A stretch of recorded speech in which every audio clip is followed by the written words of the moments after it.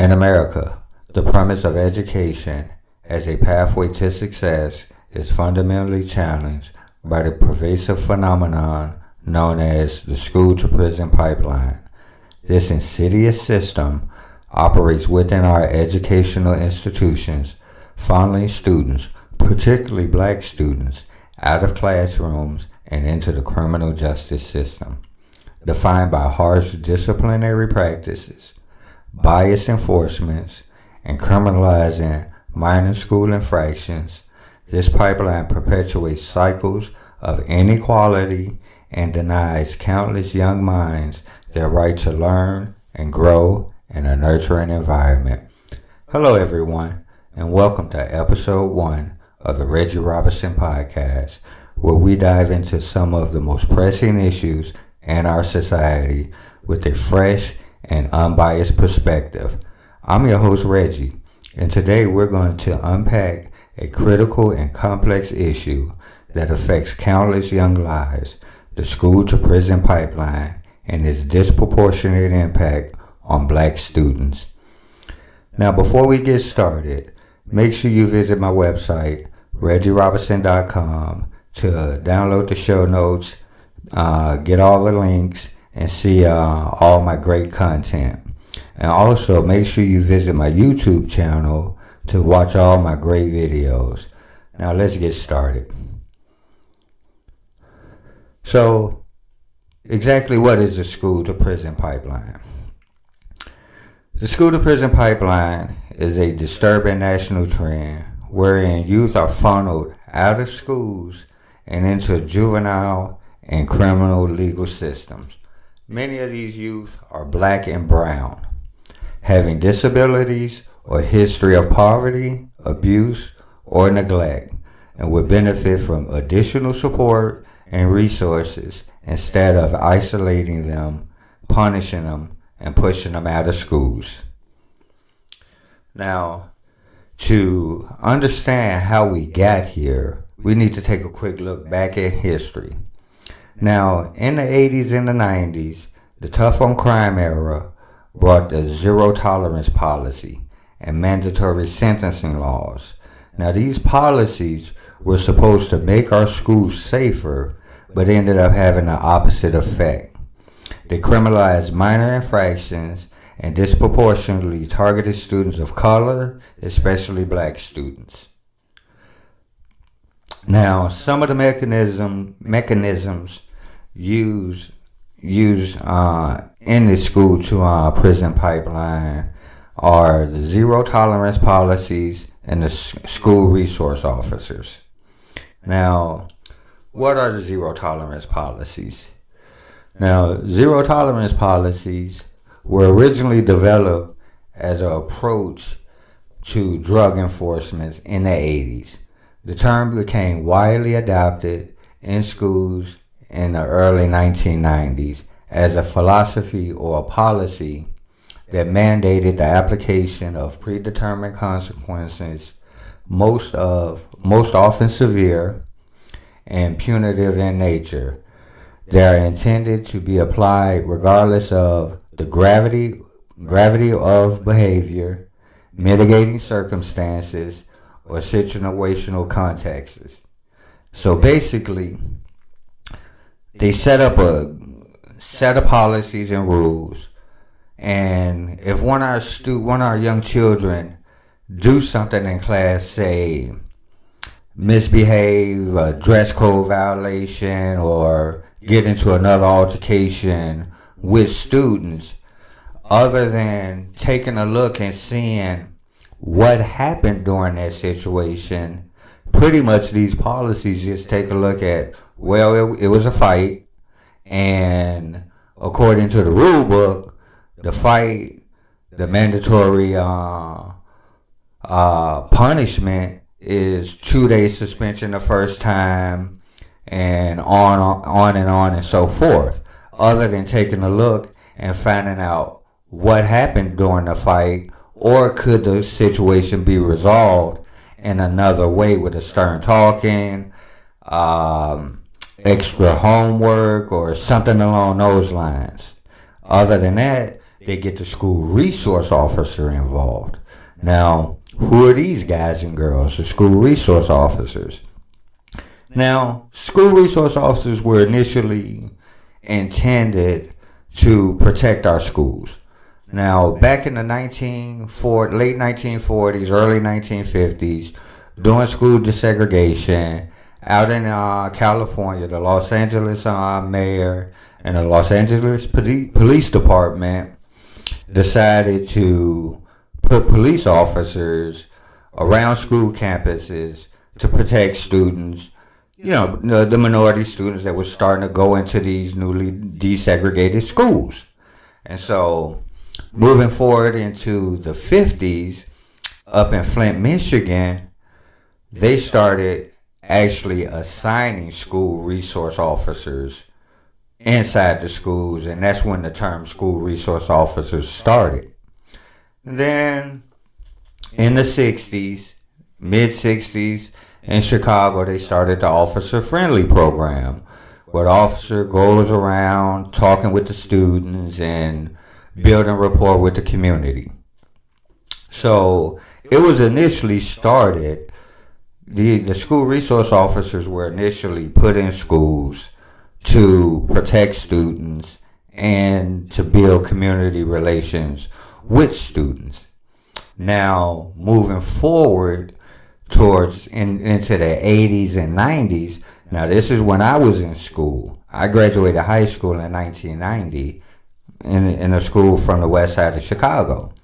Now, during the war on drugs, the DARE, this is your brain on drugs, with the frying pan and the egg, when the Ronald Reagan administration really ramped up the war on drugs, that's when the zero tolerance policy started. That's when they started putting more officers in schools. And so in not moving forward into the 1990s, on the heels of the horrific Columbine shooting, President Clinton put in, I want to say it was $770 million to hire over 7,000 new officers to put them directly into the schools. Now, that's the history of our school resource officers. Now, I'm a huge proponent of police officers being at schools to protect the schools, but not necessarily inside the schools, outside the schools, doing the jobs that they're trained to do. And that's observe, protect, and ensure that no crime are happening on the school campuses. Now, when it comes to infractions, disciplinary infractions and things like that, when it comes to the students, that should strictly be handled by educators and those that are actually trained to do that job. Because when we really think about and look at the training that our police officers are receiving, they're receiving very little training on how to deal with the youth. And the majority of the training that they receive on how to deal with the youth is actually pertaining to the criminal justice system, on pretty much on how to lock our babies up and how to keep them locked up and where to take them. It's not on problem solving, because that's not their job. Their job is not problem solving. We're starting to put the wrong people in the wrong job. We need more educators, more counselors, more social workers, and more mental health professionals in the schools. And also, what we definitely need, we need more black male teachers in these schools. Because when we start to look at some of these schools, it's very few black male teachers. And when we look at those that's having a huge amount of problems in the schools, are young black boys. But with that being said, our young black girls are having even more of a problem than our young black boys.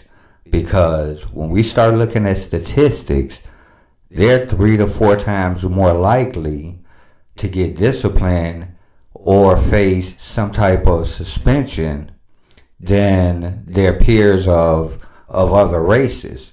And usually when it comes to our young black girls, their discipline stems from perceived attitude problems or disrespect. And most of the time it's usually not that. That goes with, in some aspects, not understanding our culture. When you look at our culture, just black people in general, I'm talking about American-born black people, we have a little attitude about ourselves. We have a certain swag, a certain way we carry ourselves, especially our young ladies. So not all the time is disrespect. It's just a cultural difference. It's just kind of the way the young ladies rolling. Now, don't get it wrong. Our young ladies can, tone down a lot of the disrespect and a lot of the actions that they're having. But we also need to understand a lot of the problems that these young ladies are facing. Our young black women are overly sexualized more than any other race of young women. They face more poverty, a lot more problems and issues than a lot of other young women face. Not saying that that's an excuse or a reason or diminishing the problems that other cultures face, but when it comes to our young black women, they're not always being disrespectful. They're not always being sassy. That's kind of just their demeanor. Now that we've covered our SROs and our women, our young ladies, and how it's affecting us, let's talk a little bit about some of the statistics and these very eye-opening numbers. Now, when it comes to the enrollment in public schools, 51% of the students that's enrolled in public schools in America, and of course you give or take, some percentages and stuff like that, is 51%. 51% of all students enrolled are white students in public schools. 16% of all students enrolled are black students. Now here's the first statistic. 31% of white students receive multiple suspensions. 42% of black students receive multiple suspensions. Now, remember, black students represent 16% of enrolled students in public schools, but they represent 31% of school arrests. Black students are 3 times likely to be expelled than their white counterparts. Now, this is something to keep in mind also. Students that are suspended or expelled for disciplinary violations are 3 times more likely to be in contact with juvenile justice systems the following year. So when we're suspending our kids, it's setting them up to start having interactions with these criminal justice systems. Because when we think about it, you kick the young kid out of school, the parents are working, who's there to watch the kid? So therefore, typically, when the kids should be there serving out their suspension, doing their homework, doing things to understand the mistake that they made, and as well as suffer the consequences of their actions. There's nobody home watching these kids. So they're outside doing other things, interacting with kids who have unfortunately decided to drop out, go the way of gangs, and all these other different activities. That's what's happening when we're suspending these kids. We're basically throwing them to these gangs. We're throwing them to these criminal elements. which in turn put them in position to have problems with the criminal justice system. Now, this is from the Children's Defense Fund. This is their 2003 State of America's Children report. There's 292 children in adult prisons. This is in 2001, as of October of 2001. There's 292 children serving in adult prisons, 41% of youth in custody in either the juvenile system, detention systems, jails, and prisons are black. 41% of them are black. Now, these stats are from 2001. In 2001, there was 265,600 children arrested in the United States. 1 in 3 of those were black.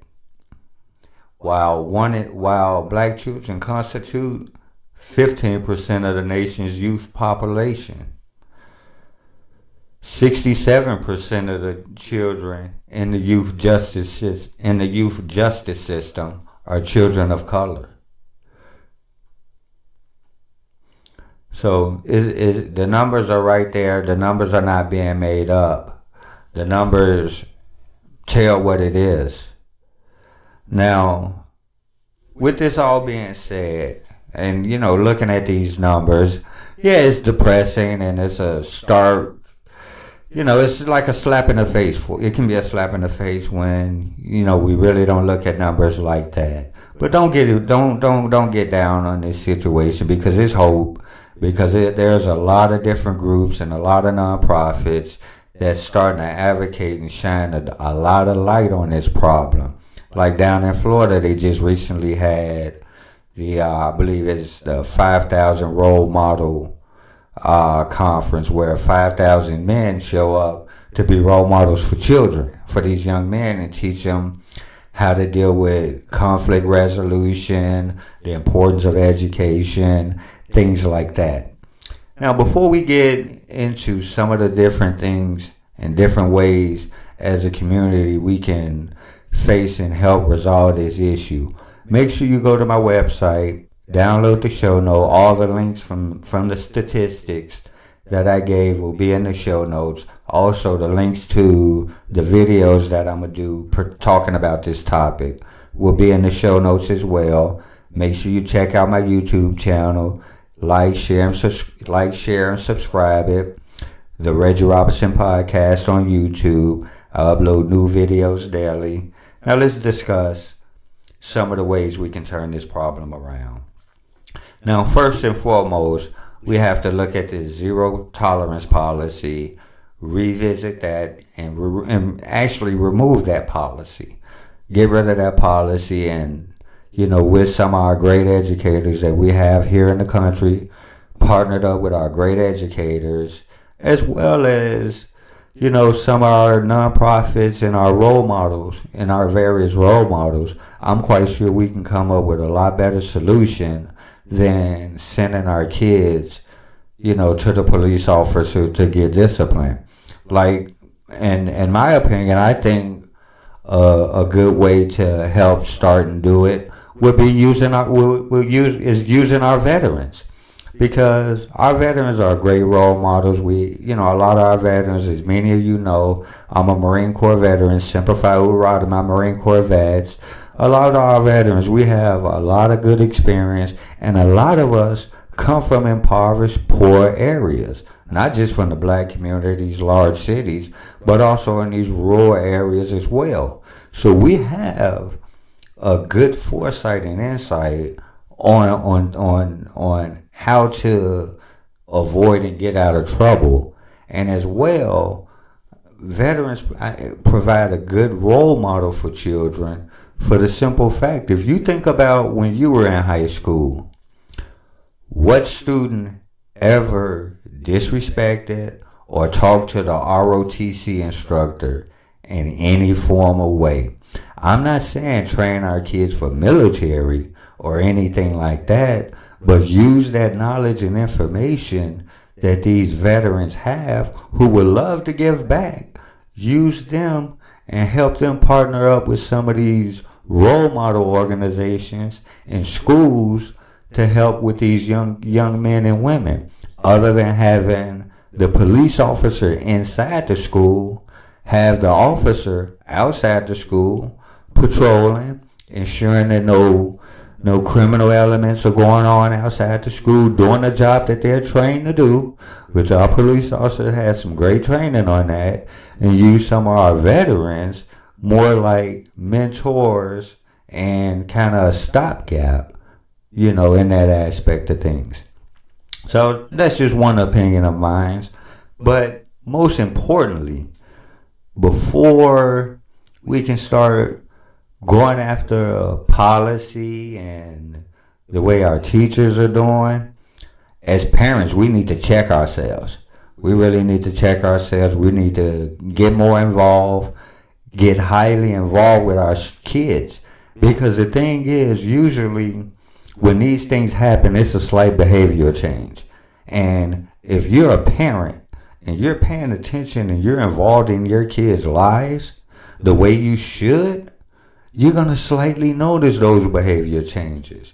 And you're going to understand when they're going through various phases in their life and when they're experiencing different things. You have to be a teammate with your kid's teacher, not an enemy, not on the other side. You're on the same side. You have to be a participant in the PTA, go to these various meetings, as well as partner up with other parents. If you see things that's not going the way it should in your school, you have to rally with your other parents in the school. Not go down there like we see some of these parents on YouTube yelling and screaming and acting a fool at the school board meeting, but go down there, learn the rules, learn the regulation, and if need be, learn how to remove teachers and principals and administrators out of that school. Here, I'm gonna share a personal story. So, like I say, I grew up on the west side of Chicago, and when I was a young kid, the first school I went to was William Penn Elementary School. Now, William Penn wasn't the best school when I started going there. Well, actually, I want to say this situation occurred. It had to be probably my kindergarten year or the year before I started kindergarten, because I wasn't in school full time. My older brother and sister, they were in school full time. And just to give you a quick rundown on my family dynamic, I come from a traditional family: mom, dad, my brother and two sisters, and my pops. He was a traditional old school type of Vietnam vet guy, type of guy that work his finger to the bones for his family, and his entire thing was to my mom, hey, you're not gonna go out and work. Your job is to ensure that these kids get the best quality of education that they deserve. And now my mom, both my parents, both educated folks, very educated. And so my mom, she wasn't able to go out and work and use her college degree. So what she did was she became heavily involved in the PTA, her and two or three of the other young sisters at this time. They were very involved in the PTA. So by the time I started kindergarten, I could read like better than the second graders, because I was sitting in the classroom with my sister, with my brother, learning everything that they were learning. And like I say, I come from a family where education was just, it was like breathing. You're gonna get educated. You was gonna take your education serious. And so the school, William Penn, the principal, I forget the gentleman's name. I would have to bring my mom on and have her do an interview and let her give all the details. But the principal, he wasn't a very good principal at all. The academics was really bad and everything like that. And so my mom, her and 3 or 4 of the other young sisters at the school, they got together, went down to the school board, and actually talked with them, share what their problems were, share what their griefs were. And they taught them and told them every step that they needed to take to get that principal out of the school. And so my mom and those 3 or 4 other sisters, they started rallying all the women in the neighborhood, all the women. And I remember my mom going to all these different meetings and stuff like that, because during the time, my dad was going to college using his VA, his veterans benefit. So he was working like pretty much part-time. You know how when you're a full-time student, you work part-time? And so he would, he would pick me up from school, or I would be with him all the time. But I remember my mom going to all these different meetings and stuff like that. And so everyone in the neighborhood and people in the school thought my mom was like a kind of important figure within the school district. But actually, she was just a PTA mom. She was just, her and a couple of the sisters, they were just PTA moms. And these women, it took them some time, but these women, they rallied so hard, and they rallied together and rallied the community, that the principal got fired, as well as some of the other teachers got fired.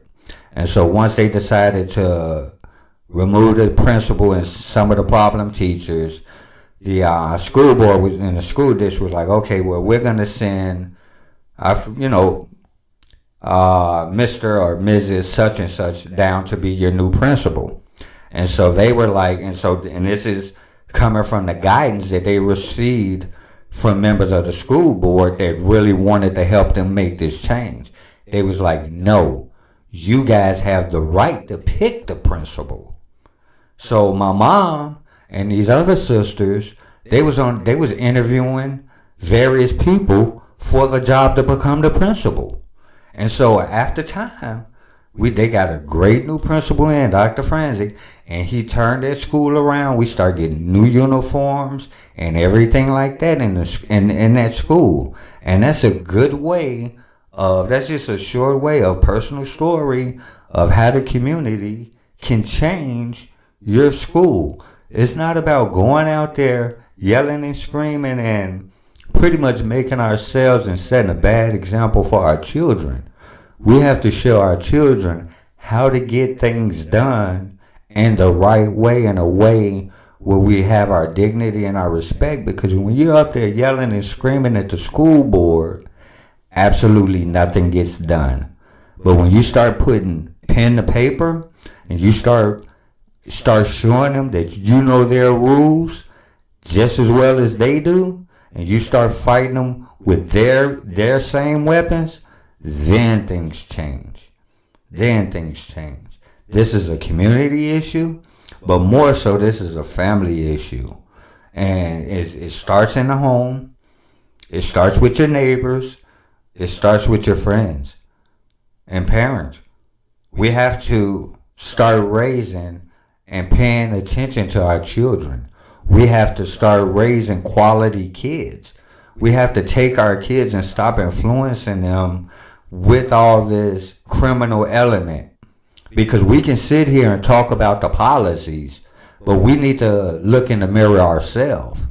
Look at the music our kids are listening to, the movies, the TV shows, the people we're putting up as role models, the people we're calling geniuses, people like Tupac.